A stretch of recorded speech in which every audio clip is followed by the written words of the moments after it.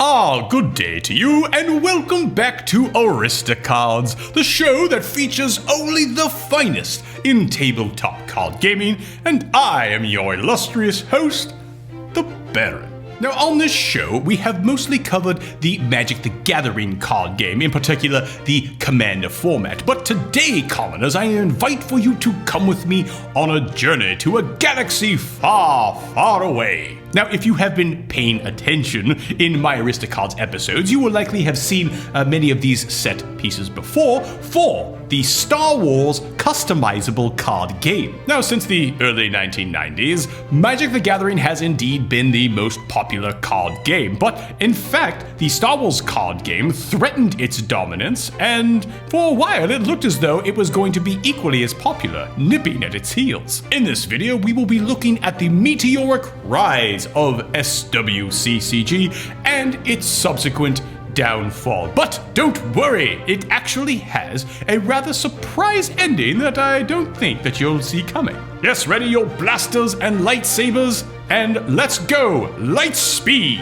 To fully understand SWCCG, we must take into account the company that created it, Decipher Inc. Founded in 1983, the company came to the forefront of the gaming scene in local game stores in 1994, producing a number of licensed card games and role-playing games. Their first card game was actually based on the Star Trek franchise, and in fact, at its zenith, Decipher Inc. had the licenses to produce card games based on Star Trek, Star Wars, and The Lord of the Rings. In fact, I was even a volunteer tournament director for Decipher Inc. called a D-Agent, as you can see there. As you can see, they also sent me this lovely laptop carrying bag, which I've used for years and still continue to use to this day. It is of very good quality. The Star Wars Customizable Card Game first released in December of 1995 with the Premier set. This was a massive set of hundreds of cards and they were black bordered. Upon release, SWCCG rivaled Magic the Gathering as the second most popular card game. Throughout its life, SWCCG would have 11 full expansions spanning from the movies A New Hope, The Empire Strikes Back, Return of the Jedi, and The Phantom Menace. Let's look at some of the basic game mechanics, at least enough to where you will be able to follow along with many of the other story points in the video. The game consists of two players, one plays as the light side and one plays as the dark side. Each deck consists of 60 cards. Both the light side and the dark side each have distinct cards, mostly of which were unique to that side. The most common card types are characters, shown in white or black, weapons and devices, shown in green, ships and vehicles, shown in blue, interrupts and effects, shown in red, and locations consisting of sites and systems. Each player begins the game with one location from the deck in play, and the dark side always goes first. Each player draws 8 cards. The active player activates Force for each symbol on a location on their side, and one more for themselves. Activating Force consists of moving a card from the top of your deck to the Force pile next to it. You move the required Force cards from your Force pile to the Used pile in order to put cards on the board. Each player takes turns playing locations and deploying ships and characters to them. Now, different from Magic the Gathering, there is actually no summoning sickness when you play characters on the board. Therefore, you must always be anticipating and ready for your opponent to pick a fight. In most cases, you damage an opponent by either winning a battle or controlling a location at the beginning of your turn. Instead of players having a life total and causing them to lose life, the player must discard cards from their deck or their hand. When a player has 0 cards left in their deck, Force pile or Used pile, they lose the game. Also different from Magic the Gathering, in most cases, a one-on-one game would take around 45 to 60 minutes for a single match. Therefore, there simply was not time in most tournaments to do a best 2 out of 3. Now again, these were the basic mechanics for when the game originally released with premiere, but the game in fact did change several times in its subsequent sets. In the premiere set, the counterspell type cards of Alter and Sense were considered far too powerful, and thus there were cards that attempted to reduce their potency in the first expansion, A New Hope. This set also introduced the Death Star as the first movable location. The Hoth set was the first to support the Empire Strikes Back theatrical movie and introduced the first viable combat vehicles in the form of AT-ATs and the Snowspeeders. The Dagobah set was the first major turning point in how the core game was played, as it shifted focus away from intense combat and more towards deck manipulation. This shift was quite controversial and would actually set the tone for the game moving forward. Cloud City was the final set to exclusively support The Empire Strikes Back, and introduced another new mechanic that would become a mainstay of the game: dueling. This can be considered somewhat similar to the fight mechanic in Magic the Gathering. Jabba's Palace was the first in the Return of the Jedi block. While a few cards such as Jabba the Hutt were viable, this is generally considered one of the weakest of all the sets, and thus is very cheap to acquire, even to this day. A brief interruption in the original trilogy support, the game capitalized on the release of A New Hope Special Edition in the movie theaters. This set was of course called Special Edition, and once again the tone for the game would be forever changed with the introduction of objective cards. Now here are a couple of oversized versions of what these objective cards looked like. Now this threw the game a curveball, as instead of starting with a single location on the board, you would play one of these objectives, which would usually allow for you to play multiple locations, and in fact usually would allow for you to play maybe some type of effect, or even be able to tutor for cards out of your deck. The idea being that these objectives would ask for you to complete some type of scenario. For example, you could flip this card if Vader's at the battleground site as no light Jedi, or Luke is at a battleground site. And you could flip the cards over and you would get some sort of bonus. Now these were generally considered a positive addition to the game, but it did shift how players played the game. It removed a lot of the random elements of simply trying to draw the cards that you needed to being able to simply take them from your deck and be able to put them into play. Simply put, the game became much more about micromanagement and ensuring that the cards you were tutoring for were actually in your deck and not in, say, your force pile. The Endor set went back to Return of the Jedi and ended up being a rather short print run, as it was not really that popular at the time. It would take subsequent sets to be released before many of the cards here were considered viable for tournament play. Death Star 2 was the final in the Return of the Jedi block and introduced the first super rare cards of Luke Skywalker, Jedi Knight,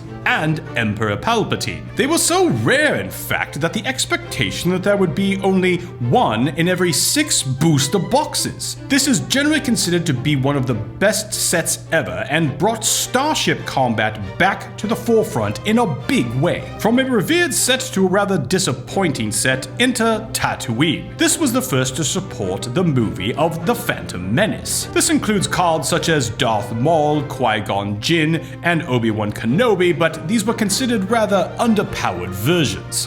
This also included a mechanic for pod racing, but ended up being almost like a game of solitaire. Coruscant was the second expansion to support the Phantom Menace and is thought to have one of the smallest print runs of any main expansion. Of particular note in this set was the Card Destroyer droid that was intended to fill the uncommon slots, but due to an error actually filled a rare slot instead. Now, in order to make a Destroyer droid decks viable, you really needed many copies of them, 10 or more usually, as there were no real restrictions on the number of cards that could be put into a deck. Therefore, Destroyer Droid quickly became a very highly sought after item, and the prices on the cards soared and remain high even to this day. The final to support the theatrical movies directly, at least as far as a continuity goes, is Theed Palace. This set was neither particularly good or bad, it was simply a middle of the road. Very mediocre. There were also 3 sets that focused mostly on reprints called Reflections. The first Reflections set included reprints of mostly the older sets, but did include very rare versions of Luke Skywalker and Darth Vader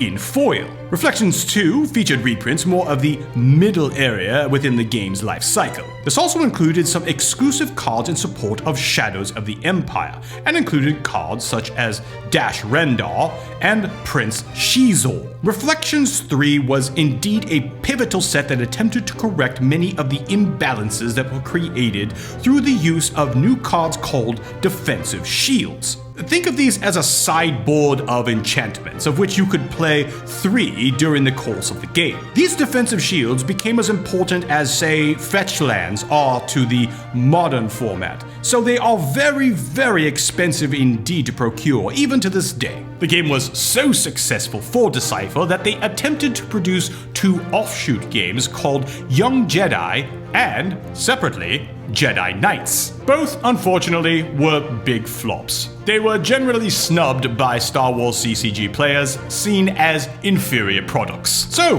what happened? Why would a card game that was making plenty of money for both Decipher and Lucasfilm all of a sudden thrown down the elevator shaft? Well, it was rather simple. The licensing agreement between the 2 companies had ended, and Lucasfilm decided to give the license to another company that came knocking at their door. That company was none other than Wizards of the Coast. And in fact, the one and only Richard Garfield was given the task of translating the Star Wars license to Wizards' own version, their own take on the Star Wars franchise. This gave birth to the Star Wars trading card game. Now, the game was mechanically very different. While it did focus in many ways on controlling areas of the board, the actual combat was quite different, and in fact, it included dice. Now, for those of you who know me, I am not a fan of dice in card games. I do believe that the shuffling of the deck is the random element, and drawing cards are going to be what gives you the unique experience. You don't also need the random element of using dice. Now, interestingly enough, you would think that Wizards of the Coast version would be more successful, but no, in fact, it had an even shorter lifespan, going from 2002 to 2005. So you would think that that would be the end of the story, that these games were no longer supported by the companies that had printed them, and therefore the communities simply faded into obscurity. But no, that is not the case indeed. Star Wars CCG was in fact so popular that a new faction called the Star Wars CCG Players Committee was formed that was intent on extending the life of the game. In fact, they had the most ingenious idea to release what they called virtual sets, as they first started with cards that they errated old cards and made them viable and useful in the current tournament formats.